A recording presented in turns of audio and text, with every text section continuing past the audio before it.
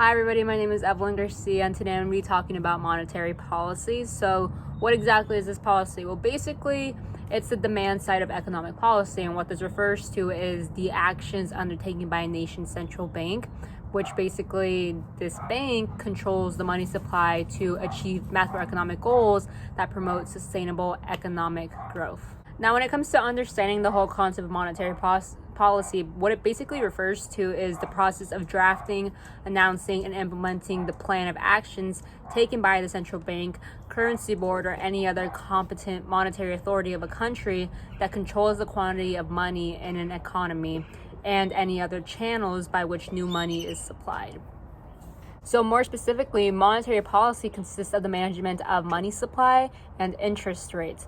And both money supply and interest rates are aimed at meeting macroeconomic objectives such as controlling inflation, growth, liquidity, and consumption. So this is basically achieved by actions such as modifying the interest rate or regulating foreign exchange, buying or selling government bonds, and changing the amount of money banks are required to maintain as reserves. So this policy is formulated based on inputs gathered from a variety of sources. So for example, the monetary authority may look at macroeconomic numbers such as the GDP, which is the gross domestic product, or inflation, or any sectors, industries, specific growth rates, or anything that is related to some type of money, right? Money that's measuring money, the input, the output, etc. And as well as some geopolitical developments may also fit into this category in international markets. And specific examples of any geopolitical developments may include trade tariffs or oil embargoes. But all these entities combined, they may also ponder concerns raised by groups that are representing industries and businesses, any survey results, or just any inputs from the government and other credible sources.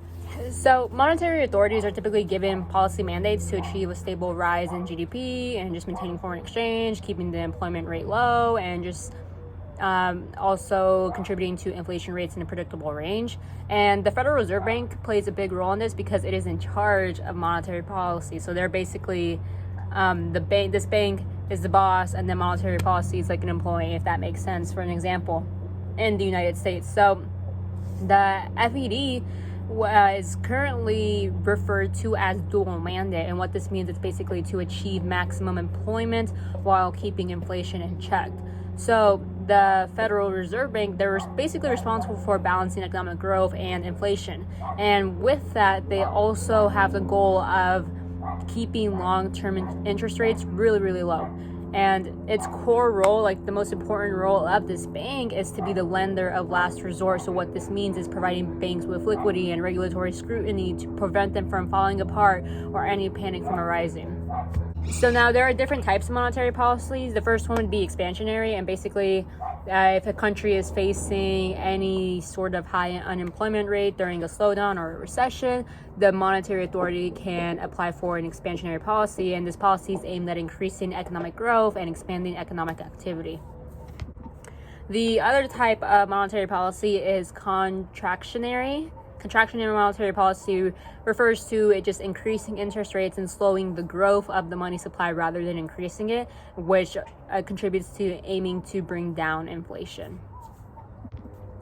Now, since monetary policy is a big thing that many people, especially banks and corporations, are using, there's obviously tools and ways to implement it. So companies and corporates can succeed with using this type of policy. So one of this is known as open market operations, and basically what open market operations allow is just for these businesses, these corporations, to target short-term interest rates such as the federal funds rate.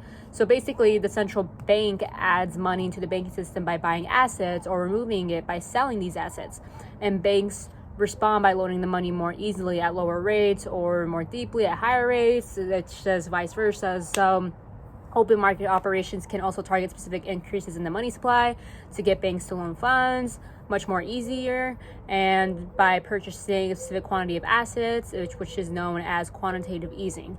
Another type of tool that is used by monetary authorities is to change the interest rates and or required collateral that the central bank demands for emergency direct loans to banks and its roles as a lender of last resort. And in the US, this rate is known as a discount rate. So now you know kind of what discounts come from. But that kind of sums up a little bit of monetary policy, what it is, the types of it, how it's used today, and hopefully you learned something new.